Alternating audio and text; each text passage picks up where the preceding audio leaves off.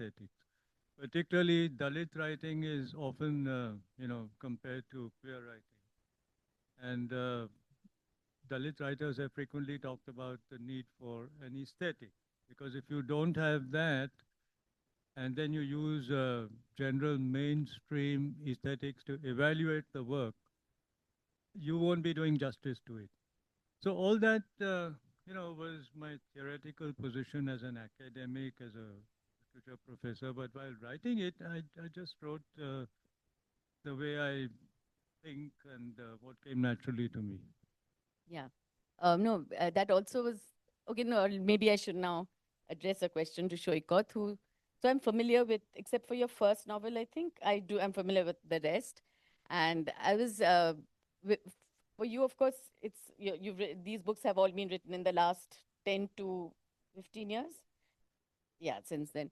So what I find in your writing, I don't know whether you'll agree with this, but in the earlier books, whether it's Firebird or The Scent of God, the world that you present is more chaotic. There are more voices. It's it's a more diverse, not diverse is not the word, but diffused world.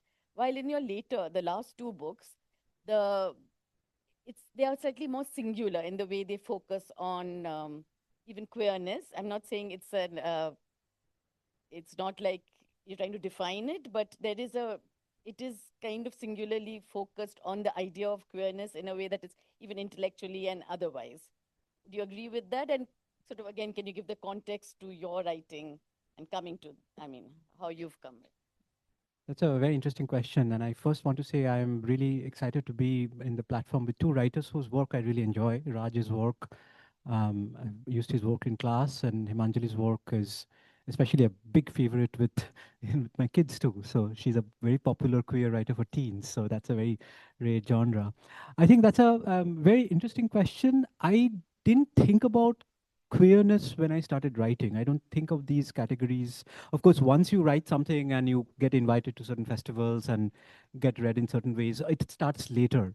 I think sexuality as disruptive was always a force in my work. Even in Firebird, this boy's relationship with his mother, who's an actress, and so there was obviously, I realized there's kind of Oedipal, incestual kind of, oh, why is my mother kissing another man? Why is she doing this? Why is she dying? This whole sense of confusion between art and life. And they realize that what a male child feels when they see their mother in a certain public performative role, especially a performer, an actress.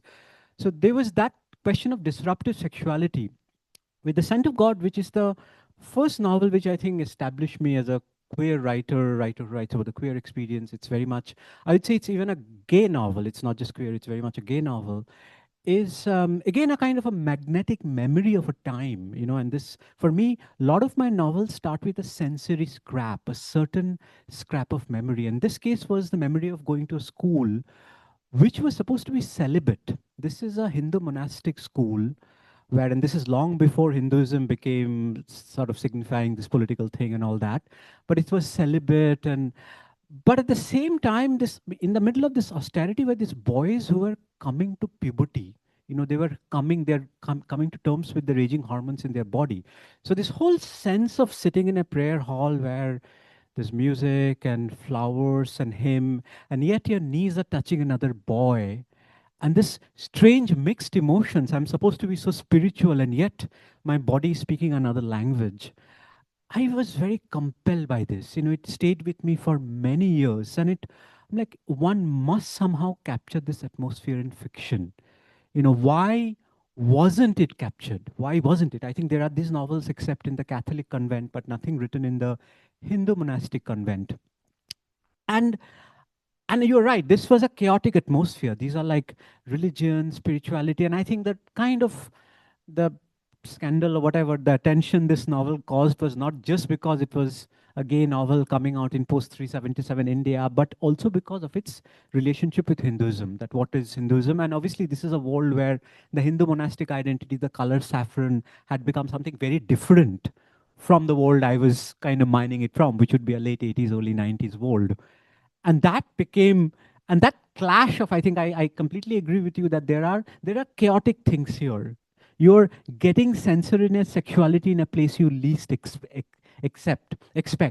It's like the whole idea that, oh, we are monastic, we are austere because there are no women. This was actually the founding figure of that order. Like if you keep women and gold out, Kamini Kanchan, you're celibate. And that's such a cute assumption that if you just keep women out, you're celibate. It's a naive.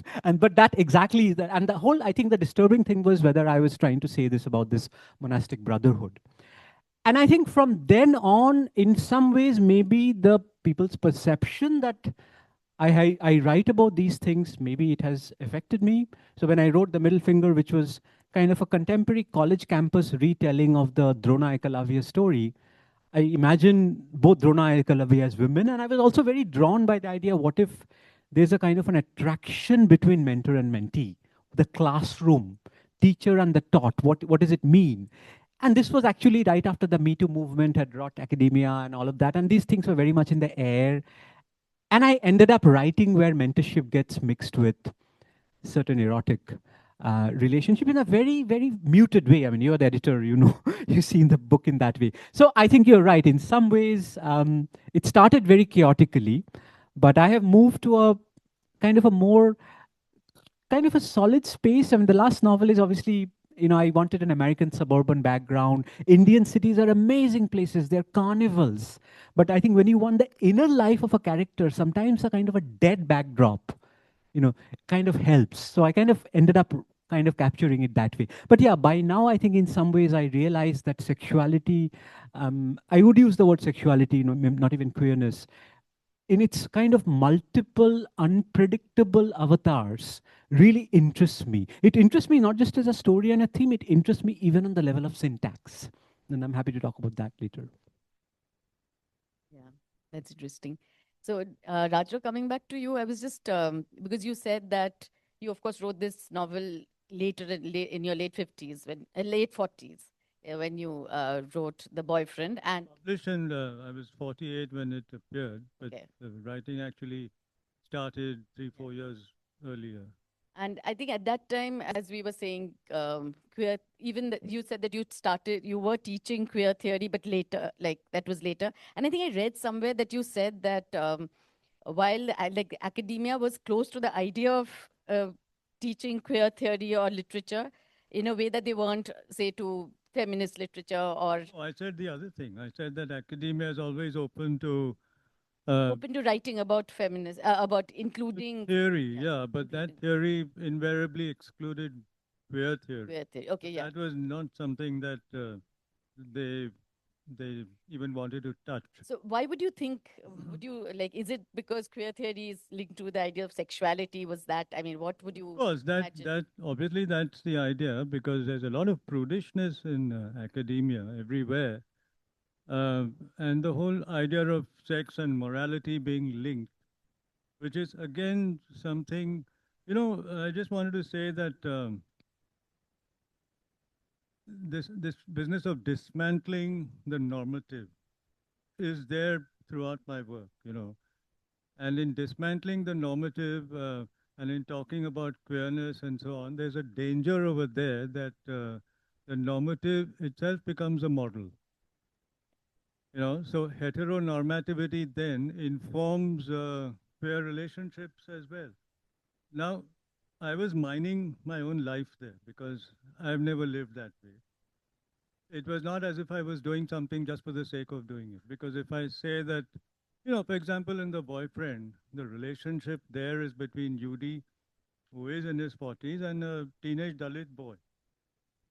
Not exactly Epstein files and pedophilia because he's just turned 18 or 19, but A, it's intergenerational, and B, the boy is a Dalit, right? So he's not college educated and doesn't speak English and so on.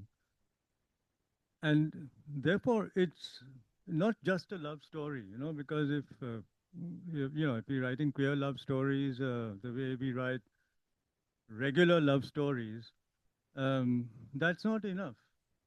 But I was not doing it for its own sake because I was mining on my own life, you know. I've not yet written a memoir. There is an invitation by a publisher to write a memoir, but then this will all come out, the kind of life one has lived. which informs the work. So one thing that I noticed very sharply, and more so now, as you were saying, than earlier in the first decades of the 21st century, but more so now, the desire for conformity. You know, even this whole idea about legalizing gay marriage, marriage equality, and so on is all moving in a certain direction. I was at the Rainbow Lit Fest in December, and the generation here, they were telling me that they don't even think that, 377 is passe. They don't bother about it. They think that their parents are okay with their sexuality. This is Gen Z, and that they can introduce their partners to their parents and there will be complete acceptance. Not like earlier where they were, we are still in a shame culture. It's not that we are not, but for them, that doesn't exist. But then who are they? They are a microscopic minority. Um, they, they articulate, and so you get the impression that they are speaking on behalf of everybody. But even after the decriminalization of 2018, on the ground, things haven't changed. Marriage equality was lost, the case in the Supreme Court. Um, more people, many more people are in the closet than who are out of the closet, right? Gay bashing, extortion, blackmail, all of this goes on. And above all, mindsets haven't changed, right? So for me, it's that reality that I connect to. But as I was saying, the key thing over here is that it was not as if my persona is different. And just because I want to write in a way that, shocks, if that's the word I might use, I'm doing it, that would be dishonest as far as I'm concerned. So it's not like that. It is the way I have lived, and that is reflected in the way I write. No, I agree that I think even in campuses like this, we do live in, exist in these bubbles, which is very different from, I mean, what's acceptable. It's not even perhaps everyone, when you go outside and when there's even I don't know about the families we all come from. It's not exactly acceptable everywhere yet. I mean, there is this illusion of things having changed, which, like you're saying, it's possibly still a bit of an illusion. Or it's Yeah, it's not just a bit of an illusion. And like I said, I don't believe we've changed. You know, in some Brahminical pockets in this country, when the case for marriage equality was being heard, members of civil society came out on the streets in Maharashtra and, with banners saying that we don't want, this is against our traditions, against our culture, it's immoral. So this is ordinary people, right? And yeah, and you know what? I'll just say one thing. Some years ago at the Jaipur Literature Festival, I was in a panel with a couple of gay writers from other countries, Ireland. And I remember this gentleman saying that what they did in Ireland was going from door to door and saying to families and to parents that, this is not, this could be about you.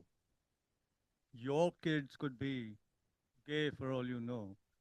And that is how they swung the vote in their favor. But here you can't even do that. If you say that, they'll say nonsense. There's so much denial. They'll say no. Our children can never be gay. And with fathers, this might sound strange, but with fathers, if my son is gay, that becomes a comment on my own masculinity. There are fathers who will say, you can't be my kid if you're gay. It becomes a comment on strangely. And this you see this in popular films. If you see Karan Johar's Bombay Talkies short, Ajib Dasta Hai Ye, it comes out there. So what are we talking about? And therefore, if something has to be called queer writing, just as you call something Dalit writing, which is distinctly different, I think the Dalit writers have got it right because they are not, you know, they are very conscious of what is what they call Savarna, the Savarna writing, and they don't care. The criticism, the Dalit writers can't write. They only have an agenda. They don't know anything about form. It doesn't bother them. It never bothered Namdev Dasal. It never bothered Baburao Bakul. These are from Maharashtra. Other Dalit writers from other parts of India as well. So I think that for me, that is the model. Whereas today, you said you're right. There's a kind of surfeit of queer writing and also OTT movies. Ashim Aluwalia many years ago bought the rights for the boyfriend, but he's still not making it. And one of his problems is that he said ironically, there's more queer content on OTT than uh, non-queer content. So how do I make a different kind of film that's just not lost? That was his point. Yeah. So actually, I was just seeing in the when you described this today's our discussion, there was one line which stuck out for me. So I'm just going to ask you. It said about how like we're having a session on how to write about intimacy and uh, feelings, relationships.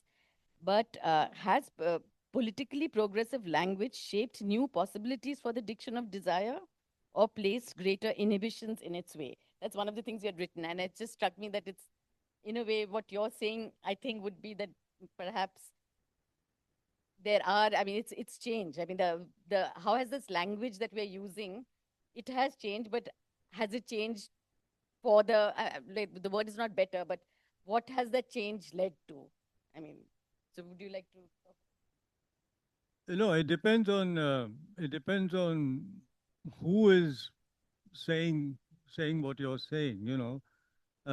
Because for some, of course, if they to use the word progressive and liberal, if they really are that, then it would be changed for the better. But for many, it would be changed for the worse, because it would mean that all boundaries between literature and, say, pornography and polite language and impolite language, those boundaries have disappeared.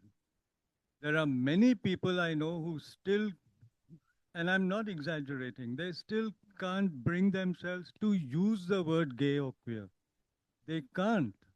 It just makes them, I don't know what, uncomfortable. It's just beyond their value system.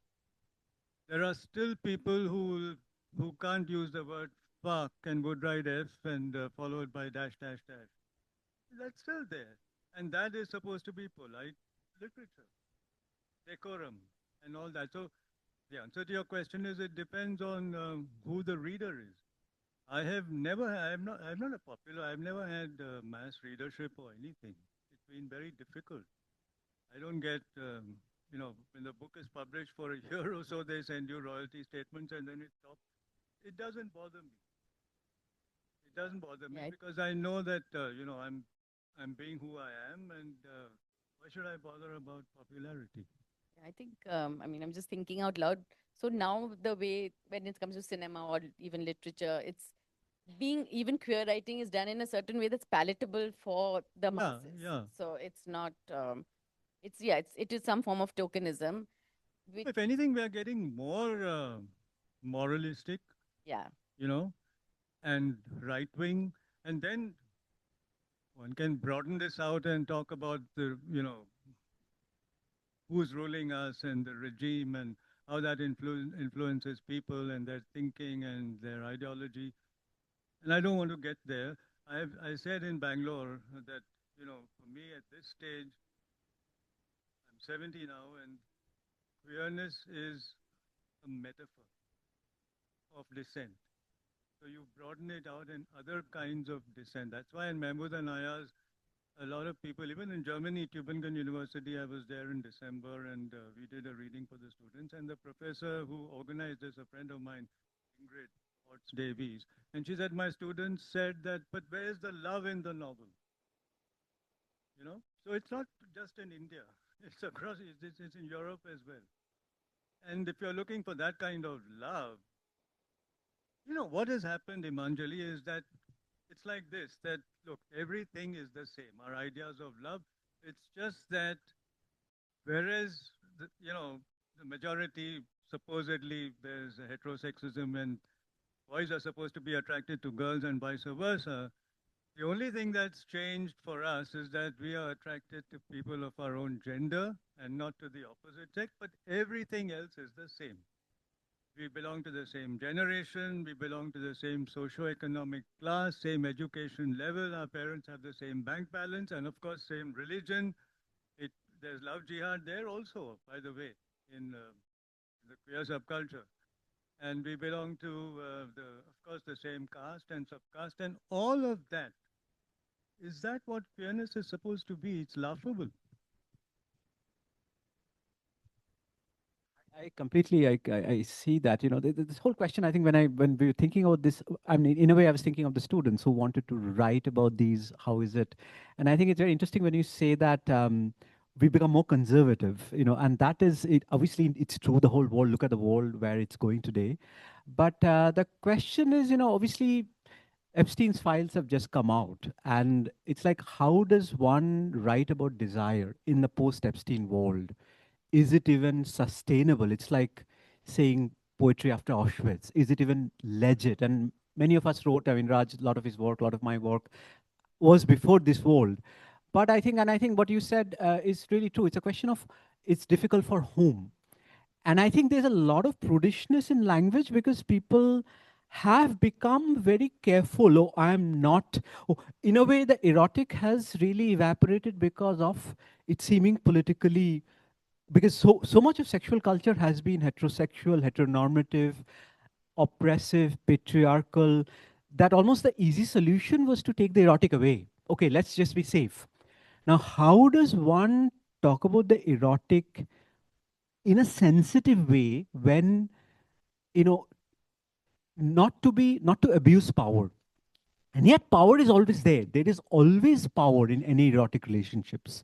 And part of the erotic element comes from the disbalance of power. But how do we deal with that question in this very horrible world? And that, I think, is a really difficult question. I think a lot of what we see in, say, English writing, in liberal English writing, is very cleaned up, sanitized description. So even when sex is being described, there is actually no intimate details. So there's a way, and there's a beautiful way of writing about sex by implication. Like, you think of those movie shots, like when we were kids, happening, look at the ceiling fan, the camera moves to the ceiling fan or something else.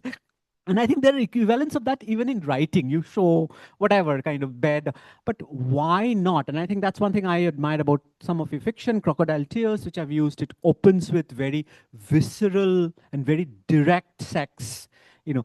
And I'm not saying that's the only way to do it, but in many ways, I feel the thrust of erotic writing has moved to queer writers because I think conventional power positions are upturned in those relationships.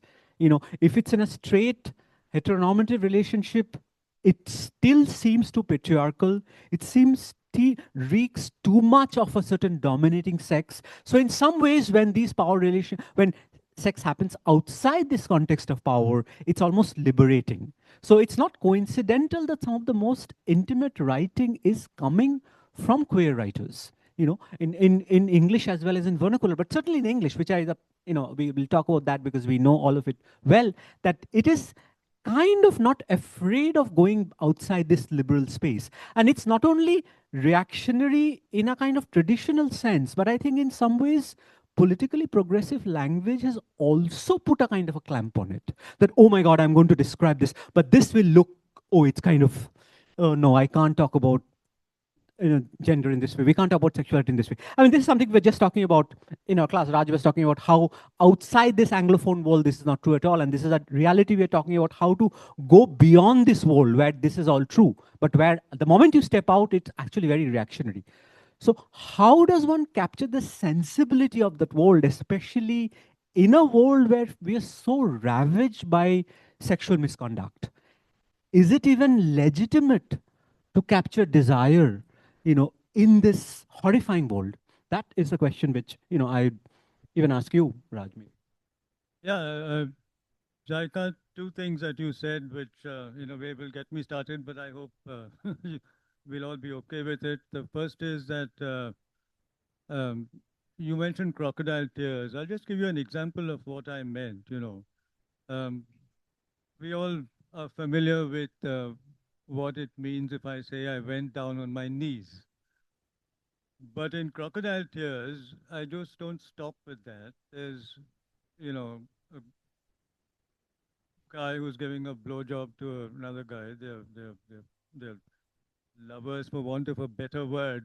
We have to also invent new terminology. If you go by the same terminology, lover, boyfriend, girlfriend, partner, then that is going to prejudice the reader, because the reader will say that, no, but this is not what I think is partner.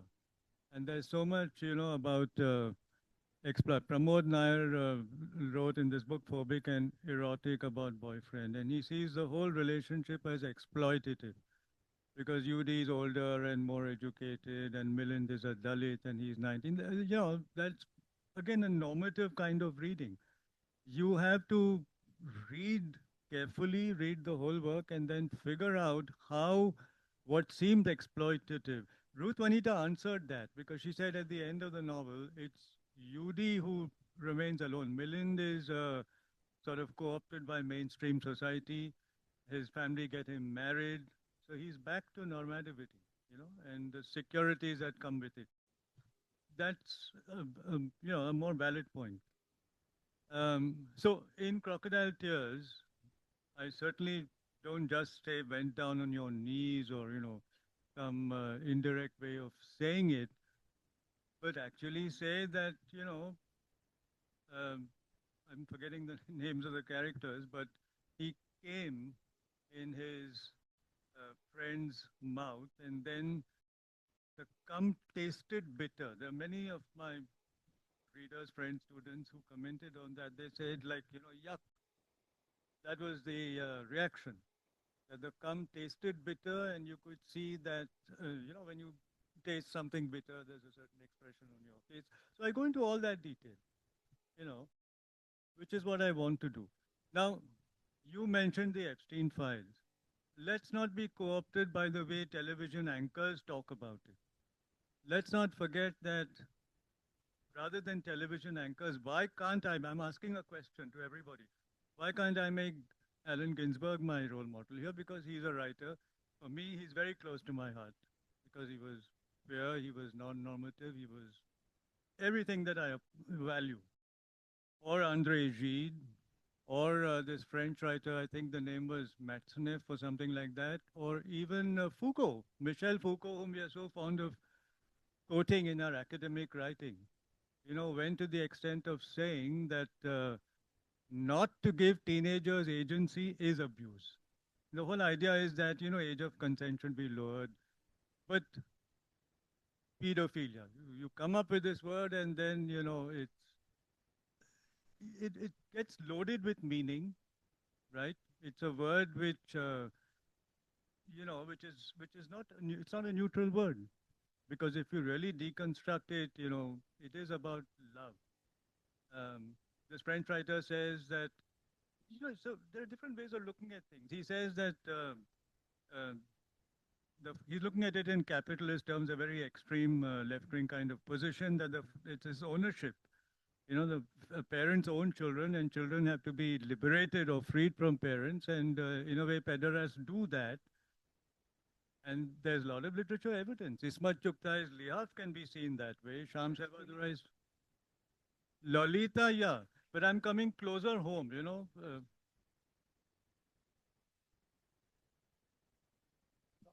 Romanticizing it.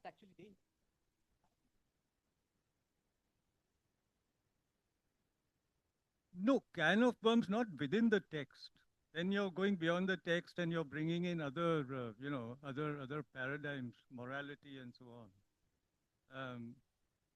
Because within the text, I think that the different ways in which authors and even filmmakers have looked at it. There's this Canadian film, Montreal, Maine, and you see that, and there's also a short story in this anthology, Out Stories from the New Queer India, where it's the teenager who is really initiating it. The whole idea is that, till you're 17, till you're 18, you have no agency, you don't know what's good for you. Since you mentioned the Epstein files, I just thought that I'll say this because this is again part of what I would call the queer aesthetic, right? And but if you write a story like that, what happens? What about necrophilia? I have a new short story I have just written. It's not published yet, which is dealing with the theme of necrophilia. But then that is a perversion. Pedophilia is a perversion. The term perverse. Let me say this: that at least to my way of thinking, in the queer aesthetic, words like perverse and perversion and all that have to be knocked because if you're going to let them guide you, then you're going to, you're not being faithful to your writing, to your craft, and it just means that you're co-opted. I think that we have to be extremely conscious about how, even without realizing it, we are co-opted into this very normative way of thinking. Story. I remember that story from Out where this teenager, it's actually anybody would call it pedophilia and abuse. He was barely 14 and he sleeps with his uncle, and they're watching a movie and he stays in his place. And then he's remembering this and he's now dead. And he's saying, I have nothing but positive feelings about it was romance, it was love. I mean, in a way, I think you brought a point alive that between, if you really draw the line between art and life, because art can do certain dangerous things, which, unlike, it's like saying, don't imitate professional driver, close course. It's like art can cross certain barriers that are dangerous in life. But, that always doesn't happen, especially with a popular medium like film. People keep doing it, and then censorship, things like that comes in. And obviously, queer writing has suffered most from censorship. But I am completely in sympathy with this argument, and yet, in a way, the dangers of it, because obviously I've also written about how theater as an art form can break these barriers, and it's a very seductive argument and yet a very dangerous one, right? And maybe it's seductive because it's dangerous. If it's dangerous, it's good. We are pushing the envelope. I think that we shouldn't be afraid of quoting danger. I've never been afraid. Why should we be afraid? Why should we bother? But yeah, but I The think worst thing that can happen to you is, you're arrested. And many writers have been.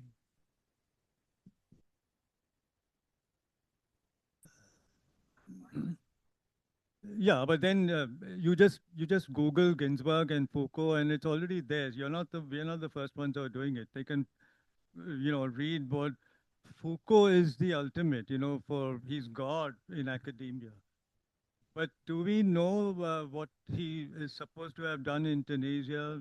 With these minor boys. Do we know what he said in some of his interviews? So it's selective. You take what you want. Sartre also, and yeah. By the way, there was a letter published in this French magazine called Le Monde, however you pronounce it, and it was signed by Simone de Beauvoir, as a feminist, and Sartre. They signed this letter, which really talked about lowering the age of consent to 14 or whatever, and this is what Foucault says. He says, I told you what he said. He said in an interview in 1978, and this was not really out as much as his other interviews. And what he said over here is that real abuse is when you don't give a teenager consent. Also, there are many other groups that are sort of pro-pedophile. I've seen what they have to say, and they said that this equivalence that you establish between what they call little babies on the one hand and sexually active teenagers on the other hand is totally, it doesn't make sense. Now, this is their view. You know. but Now, you're saying, okay, I write it in my work, and one problem is, as we were talking about this in the morning as well, that everything, that's why publishers want non-fiction and not fiction. I've still, after so many years of writing, it's not easy for me to get a publisher. I have to, and I don't have an agent. I don't want to have an agent. I approach them directly, but it's this, non-fiction is the genre. Every OTT show that you see nowadays must tell you beforehand that this is based on real life incidents. Why should it be like that? That means you're completely downgrading the imagination, you know, isn't it? I guess what I meant, the ultimate nightmare is Jeffrey Epstein's lawyer quoting Lolita as an evidence, that kind of thing. You know, obviously it's kind of an absurd thing. It's a caricature, but I think it's not far. It may not be that far that, oh, this is celebrated in art and literature and, you know, that kind of thing. If you want to go to that extent. Say that, you know, pedophilia can be rape, but it's not always rape. It is rape if it's, you know, if it's forced, if it's non-consensual. But to have a blanket ban on the idea of consent, But I think the definition of rape is no longer what it used to be. So that too, because then that can also, by extension, apply to other identities. For example, intergenerational sex. You know, it can apply there. Cross-class sex, it can apply that. I told you what Pramod Nair said when he wrote that long article, and in the end, he mentions the boyfriend. It's a long article. It's called Queering Aesthetic, something like that, you know, queer aesthetics. And he says that this is exploitation. Now, that's one possible reading. But it's what you're saying, isn't it? It'll apply to wherever there's difference, wherever there's something that's not exactly normative, this argument will be used. there's a lot of young people in the audience, and I'm just curious as to how they are. I mean, are there any questions? How are you? I mean, because the way these things are viewed have changed, and there are reasons why it's changed also. One would presume that. So, is there anyone who wants to weigh in, ask anything? Yeah.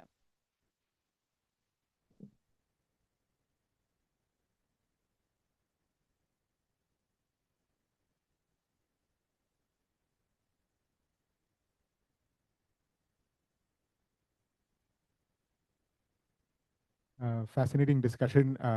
I'm not young, but I was just reading recently about this book called Letters by Oliver Sacks. So Oliver Sacks is mostly known for his medical writing, but in some of his later work, he talked more openly about being gay, about his mother describing him being gay as an abomination, and she wished he had never been born. So I was just curious, and just to complicate things, there is some recent revelation in the New Yorker about that Oliver Sacks made up some of his, like injected his story into his patients' cases, so which complicates things a bit more. But I was just curious, how is Oliver? What are your personal opinions about Oliver Sacks' writing about his personal struggles with being?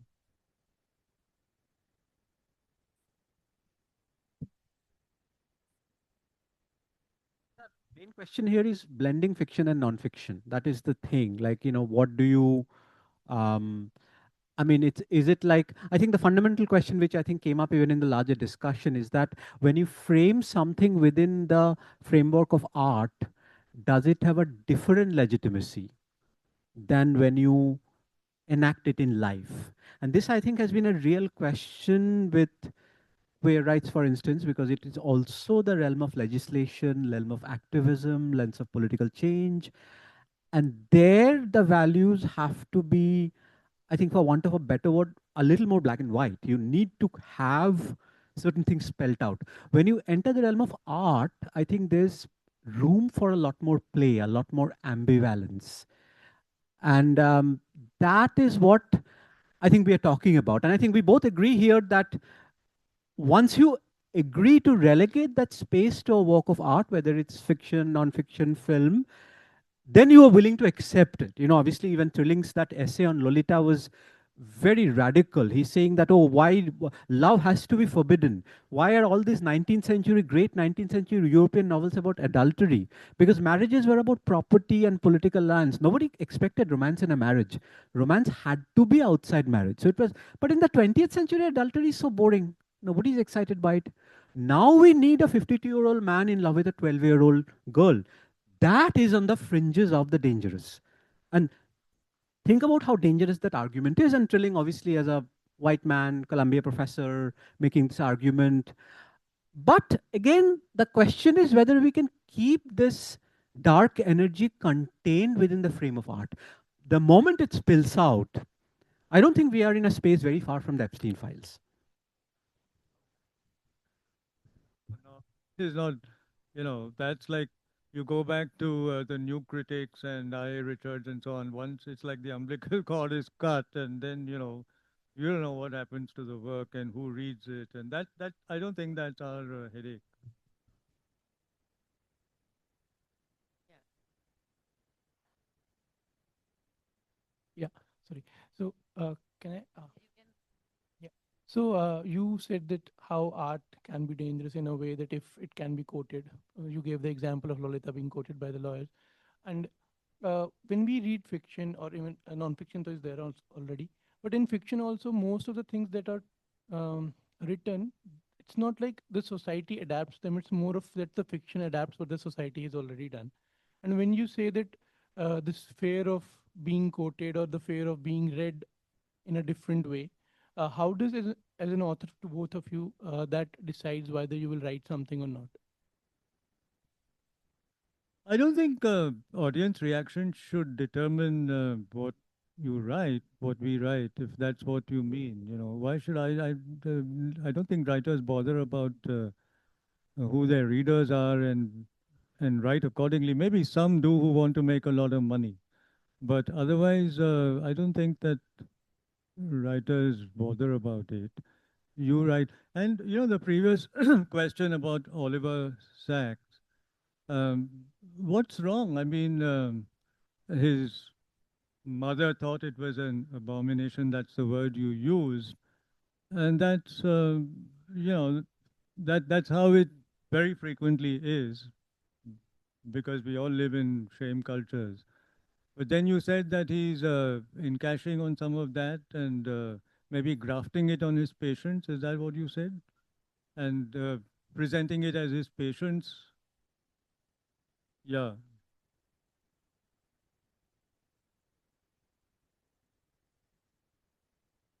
yeah.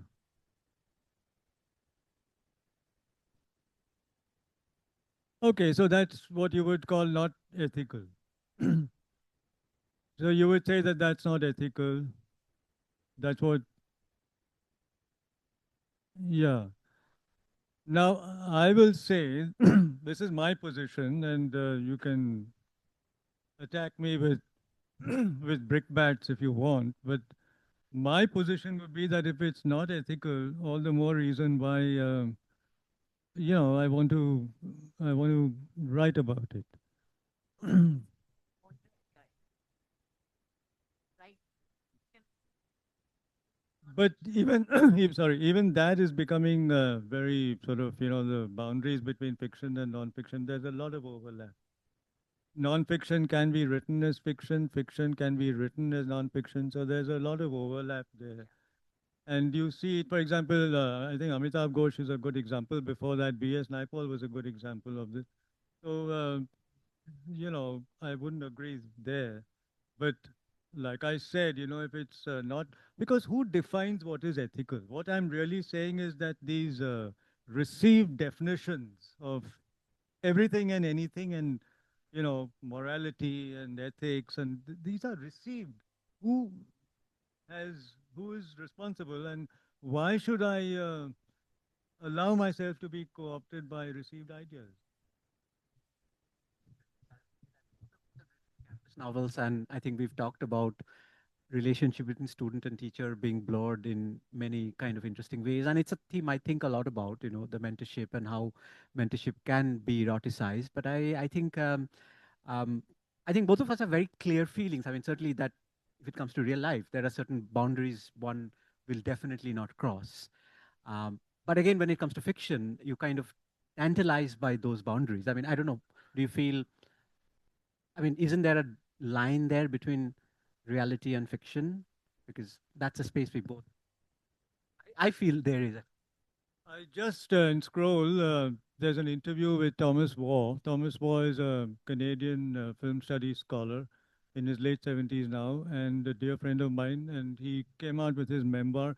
All his earlier work was academic work, film scholarship, but this is his memoir called Writing in the Flesh. And in the book, and this was one of the questions, I was surprised that Scroll didn't object to it. But one of the questions was about his critics saying, this is what he writes in the book. inappropriate fraternizing with students. And he defends his position. He even goes to the extent, and also the other charge was that you go to third world countries like India and exploit. This was, in fact, one of the reviews. You exploit men. He's clear also from third world societies. And what he says in the book is that please bring any student before me who thinks that I have inappropriately fraternized with them, or any reader, no, any man, because he's gay and not and talking about men and not women, any man from any third world country who will say that I have exploited him sexually. And what that means is that look at each case individually on a case to case basis. Are we saying that, teachers and students, I mean, um, the word that is used in Thomas War's book is fraternizing, but that fraternizing can sometimes become romantic. And again, the suggestion here is that because it's a teachers to student relationship, are we going back to our Indian traditions of guru and shishya? And don't tell me it was not happening there. You know, but you can negotiate that.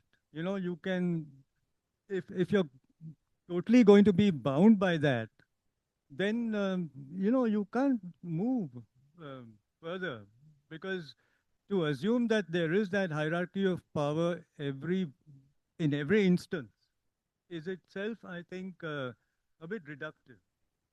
Because in some cases there may be, but there could be other cases where it isn't that, or that you can negotiate it. You know, Yeah. Yeah, yeah. I mean, first, before my question, I would say thank you for saying what you did. Also, that you're thanking both of us, I hope. yes, yes. But majorly, what you said about power inequality and how inequality in sometimes not just present in all kinds of relationship, but it is a foundation for love to flow. And age is like one of the things that might propel such an inequality. But there are other things, and there all of those things. So thank you for saying that. But my question was, you write fiction, and you've written very openly, like you said. Disruptive, bold writing. You also say that you've been a scholar of and you've taught queer theory.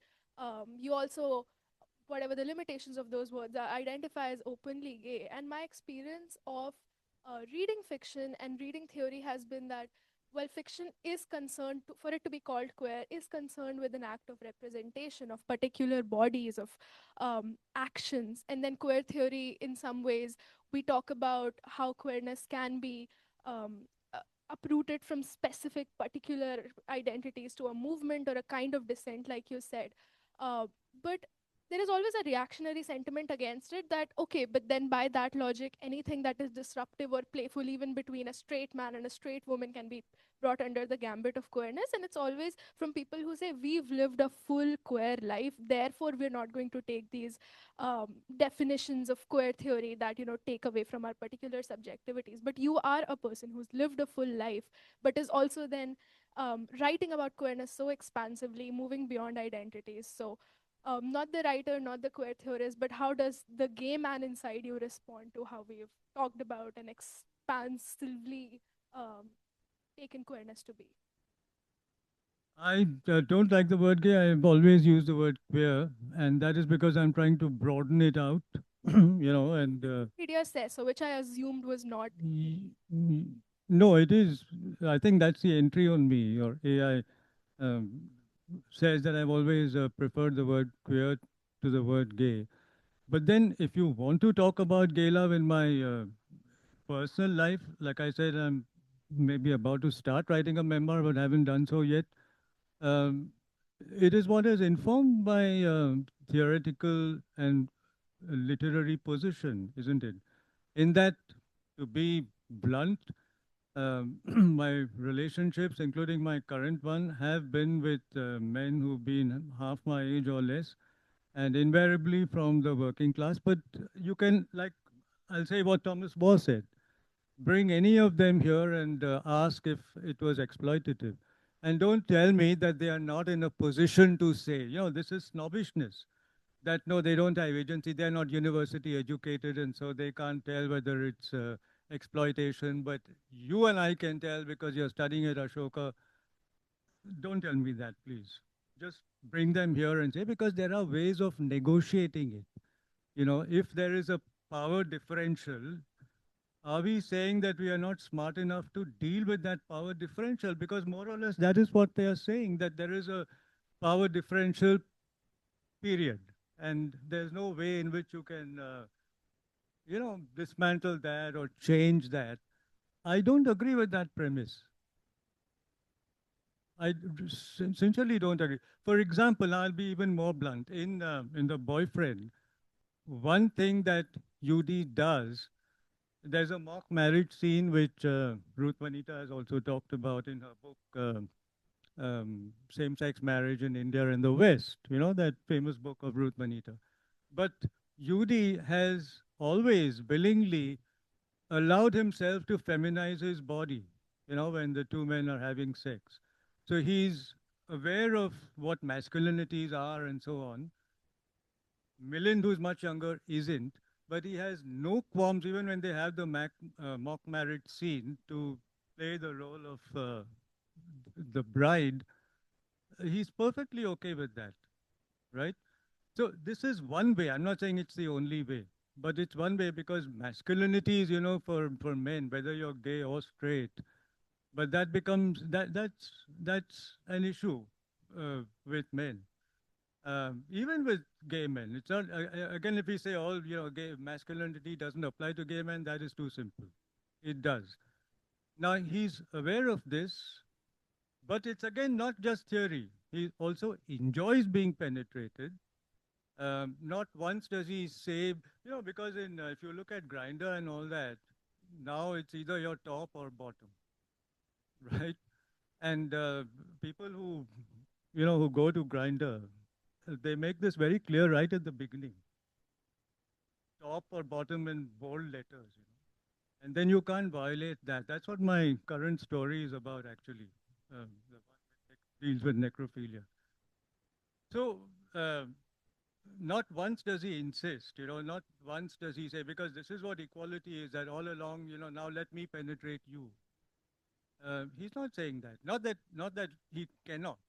He has a penis too, and he can penetrate and enjoy it and ejaculate and so on, but he's not saying that.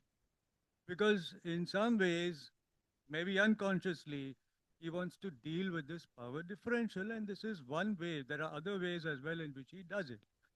That's what I mean by saying that, when you say that there's a differential and it's there and nothing can be done to change it, for me that it doesn't work. Or relations between children and adults. What about, the sexual life of people who may be legally considered children more generally? So that. And my second question is, I was reminded of Eve Sedgwick's book, Touching Feeling. She has an essay there called Paranoid Reading, Reparative Reading, which I turn to quite a lot. And at the end, she refers to Proust to basically say that in queer lives, what is a life narrative might be different. What is generational relations that might depend upon a certain idea of life as it progresses, from childhood to adulthood, or from school, college, job, marriage, reproduction, etc., doesn't really obtain. And so, and she explicitly actually talks about her friendship with younger people, where where she says she doesn't think of it as, okay, she's older and at a certain stage, and the younger one is going to get older and come to that stage. So it's not a reproduction of life. So I was just wondering, about these questions, like what you might have to say about that. Hi, thank you.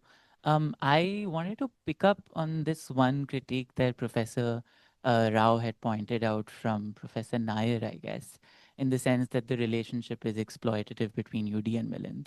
And since we are already talking about Epstein, I was wondering that some of these complexities are then reduced to simply a matter of sexuality or a matter of queerness, while the boyfriend clearly is trying to straddle the intimacy shared between sexuality, caste, class.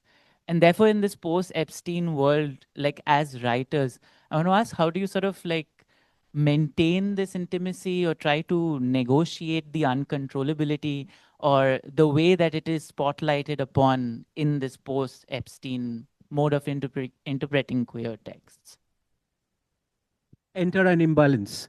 I think what I'm interested in is how the general imbalance of relationships coincide with the political imbalances that exist. I think when a Dalit man is in a relationship with an upper caste man, sometimes the traditional power equation can be subverted within that relationship. It doesn't have to follow the script of power that is there in the existing world. It may, but it may not. Because every intimate relationship creates its own power relationships too. At a very fundamental level, whoever loves more has less power. We all know that. You know, whoever loves less has more power because their desire is lower. How do these relationships play out within the more traditional markers of power, say caste and class? I think that is a very interesting question to think about. Um, Both, both of you. Thank you so much. It's very interesting, riveting conversation.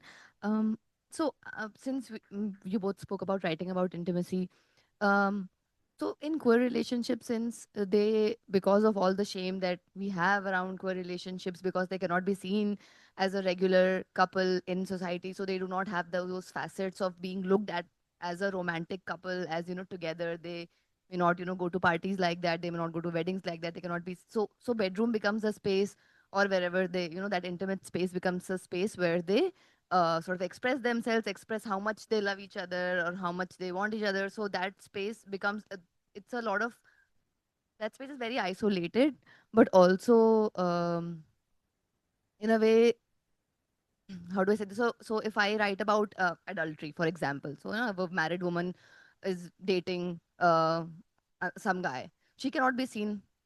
She cannot be seen outside, with another man. So the bedroom becomes a space where they can, be with each other.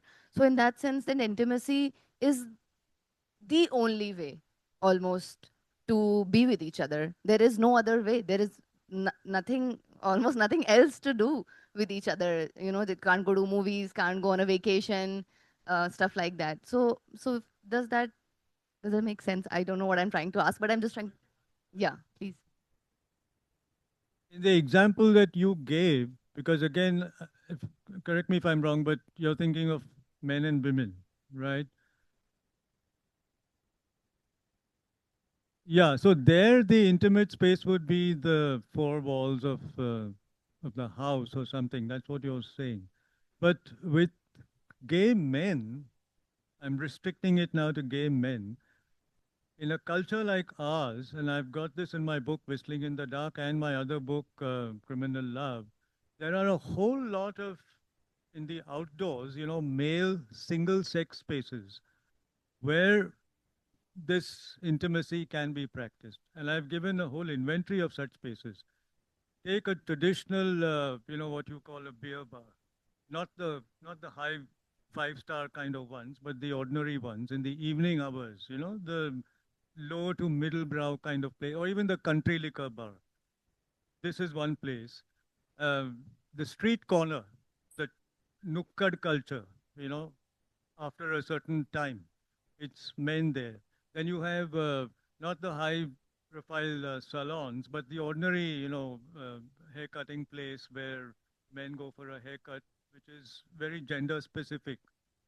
Um, and then there are many other, the train compartment, the Bombay local. There's so much of my writing, even in the latest novel, the kind of groping and all that goes on there, because women have separate ladies compartments in the local train. The metro today may be the equivalent of it, but I don't think anything compares with the Bombay local, the peak hours in terms of number of people there. Now here, the word we use in the subculture is masti, M-A-S-T-I, which is also the name of a condom, by the way. So, there's a lot of this that goes on in Masti, and here what happens is homosociality becomes the alibi. India is wonderful for this homosocial space that we have. You know, I've given several lectures on the Sholay song, Ye Dosti Hum Nahi Todenge, which is seen as only dosti, but is actually using the homosocial space to indulge in masti, right? So that is how we create these spaces for us. And I think that gay men have a tremendous advantage. And because of patriarchy, patriarchy also ironically aids them because you can stay out till late and the wife can't question you. And in the bargain, you can indulge in all this masti. Even festivals like Holi. But it was inside, it was in the house. That's what I mean. The indoor, no, but if it's outdoors, you have much more leeway, isn't it? Holi is the other festival, again, because drinking and masti definitely goes with the idea of drinking. I have seen, Ashoka Kavi and I had a debate on this. I have seen in gay bars, this is not a gay, it's not a gay bar, by the way. We don't have gay bars in India anymore. We did at one time, but we don't now. Not even in Delhi and not in Bombay. Bombay had voodoo, which closed down. They were afraid and they closed down. But any place like that can be converted. This is how you appropriate a space. So I'm sitting 10:30, 11, with someone. We know we are gay, but we are not inhabiting a ghetto. We're not in that gay space. And we can smooth. And you can open your fly and the waiters are there and it all goes in the name of money. How many of them will see ke really ye, chakka and all the abusive words that come with gayness, ye homo hai, ye chakka hai.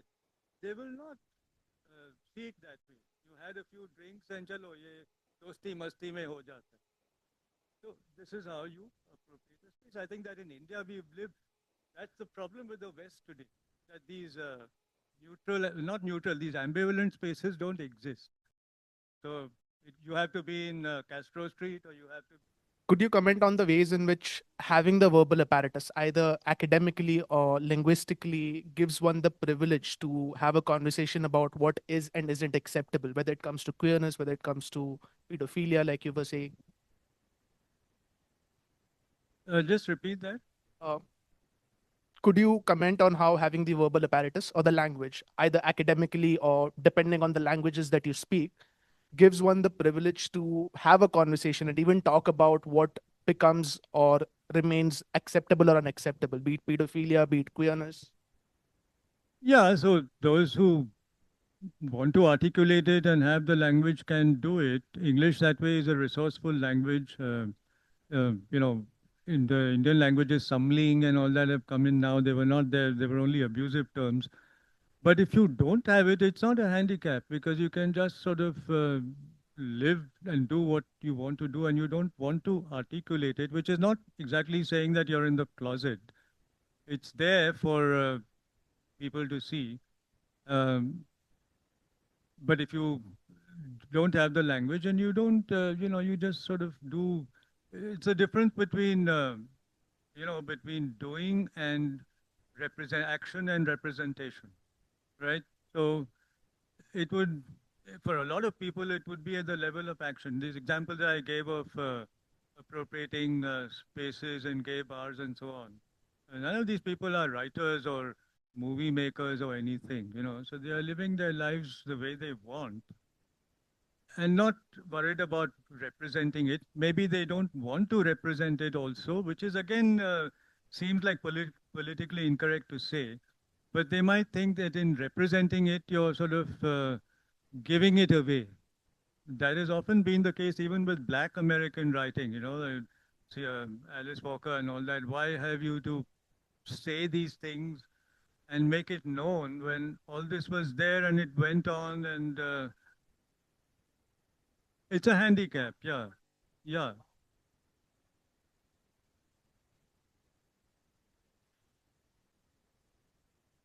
But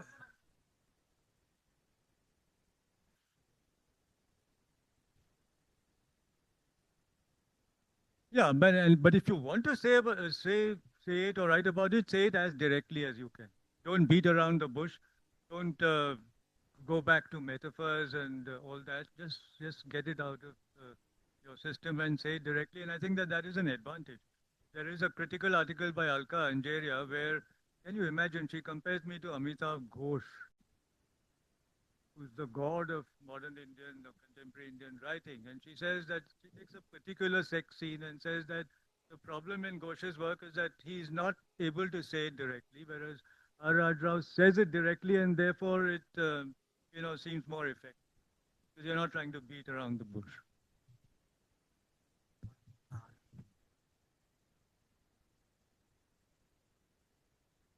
So good afternoon again. We know that we are in short of time. The classroom is again engaged by another faculty member. So this is just the time that we are concluding this session for the day. So as we come to the close of this wonderful session, it is my privilege to propose the vote of thanks. First and foremost, I would like to express our sincere gratitude to Professor K. Rajarao and Professor Shakat Majumdar, R. Rajarao and Professor Shakat Majumdar for sharing their thoughtful insights and experiences with us today. Their conversation on writing intimacy has given us meaningful perspectives on literature, creativity, and the deeply personal.